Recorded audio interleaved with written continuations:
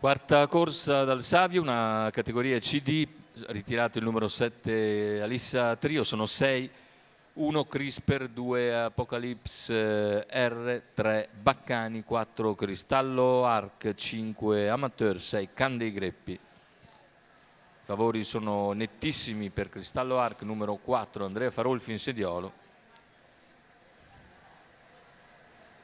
Crisper l'alternativa principale, poi Can dei Greppi vicino nella valutazione.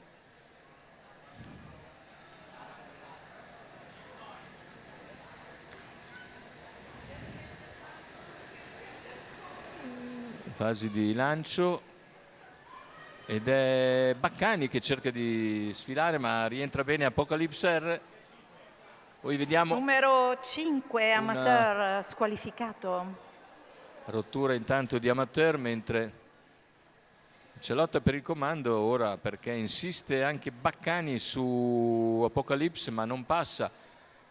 Più indietro cerca di serrare sotto Crisper, mentre al largo rimane Cristallo Arc, che aspetta ovviamente che la scaramuccia iniziale cessi per entrare in azione. Intanto 29 però per i primi 400 metri di gara. Insiste ancora Baccani che va nuovamente all'attacco di Apocalypse R. E i due danno vita a un duello davvero incandescente per i primi 600 metri di gara, 44,7. Poi passa Baccani ed è nuovo leader dopo 700 metri di gara. A questo punto entra in azione Cristallo Arc, che raggiunge a sua volta i fianchi di Apocalypse R, si trascina Can dei Greppi, lungo la corda va invece Crisper, che è partito lento e ora si ritrova in fondo al gruppo, coperto da Can dei Greppi. Tanto però Baccani completa in 1:13,8 il chilometro. Cristallo Arc lo avvicina a 500 dalla conclusione. A contatto rimane Apocalypse R, poi Can dei Greppi, ancora Crisper che non sa dove andare per il momento e sposta in scia Can dei Greppi, meno di 400 alla conclusione, con Cristallo che sta passando su Baccani che ha speso tantissimo. Can dei Greppi prova a sprintare all'esterno, il seguito da Crisper che scatta ora in scia Can dei Greppi, intanto prende vantaggio Cristallo Arc. Cristallo Arc ha preso 3 lunghezze di margine all'ingresso addirittura d'arrivo.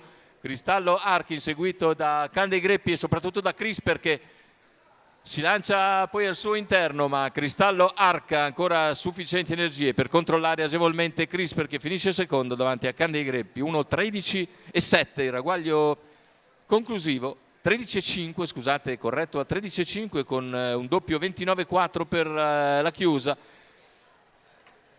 58,8, ma c'era stata molta spesa anche nei primi 600 metri di gara. La vittoria quindi per il favorito Cristallo Arc, Andrea Farolfi e Mauro Baroncini, per conto della scuderia Giovane Italia.